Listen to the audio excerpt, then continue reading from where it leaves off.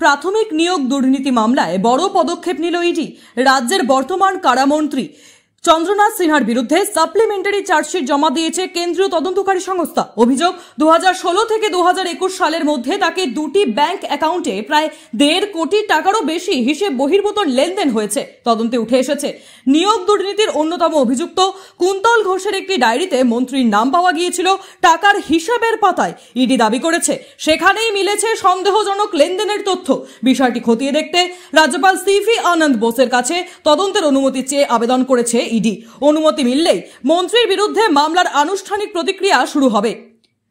গত কয়েক মাসে একাধিকবার হাজিরার নোটিশ পাঠিয়েও মন্ত্রী সিজিও কমপ্লেক্সে যাননি বলে অভিযোগ। শেষবার 31শে জুলাই ডাকা হলেও তিনি উপস্থিত হননি। অবশেষে 8ই আগস্ট সকাল 10টায় তিনি হাজির হলেও চার্জশিট ইতিমধ্যেই আদালতে জমা পড়ায় জেরা করা সম্ভব হয়নি। এখন তদন্তকারী সংস্থা পুরোপুরি আদালতের নির্দেশে অপেক্ষায়। রাজ্যপালের অনুমতি পেলে দ্রুত পরবর্তী পদক্ষেপ নেওয়া হবে বলে ইডি সূত্রে খবর। পশ্চিমবাংলার আর কোথাও আছে কিনা আমার জানা নেই। আমার প্রশ্ন, ইডি চার্জশিট জমা দিলে অনেক দেরি করবে, আরও আগে চার্জশিট নিয়ে ওকে জেলে পোড়া উচিত ছিল। চন্দ্রনাথ বাবুর 11 সালের আগে কি সম্পত্তি ছিল, কি বিষয় ছিল, স্থাবর অস্থাবর, ক্যাশ নিয়ে অ্যাকাউন্ট নিয়ে ওর কত কি ছিল। আর 11 সালের পর আজ 25 সাল, কত গুণ বৃদ্ধি পেয়েছে এটা দেখতে হবে।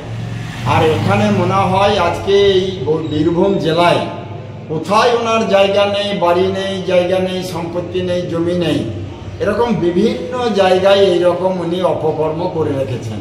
আর সব কিছু হচ্ছে পাবলিকের মারা টাকা। আর এই টাকায় চাকরি বিক্রি করা টাকা, পাবলিকের মারা টাকা, মানে যে কোনো সরকারি টাকা এসছে আর তজরুপ করেছে পাবলিককে না দিয়ে। তা আমি বলবো ইডি যথার্থ কাজ করেছে।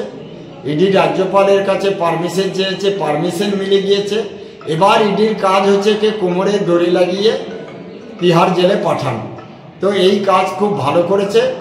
আর এটা যদি না করতে পারে ইডি, তাহলে এই রকম যারা অপকর্ম, এরকম যারা তোলে টাকা রোজগার করে, কাটমানি খায়, এদের সাহস আরও বেড়ে যাবে। তাই আমি বলবো যে এইরকম চোর ডাকাত মুক্ত পশ্চিমবাংলা করতে হবে। আর এটা সিবিআই ইডিকেই দায়িত্ব নিতে হবে, রাজ্য প্রশাসন দিয়ে হবে না। রাজ্য প্রশাসন তৃণমূলের বি টিম।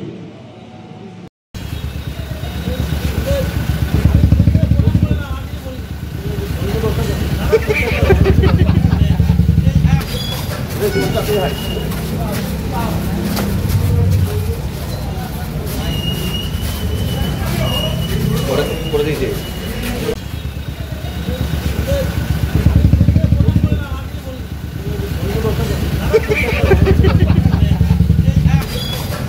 Hey,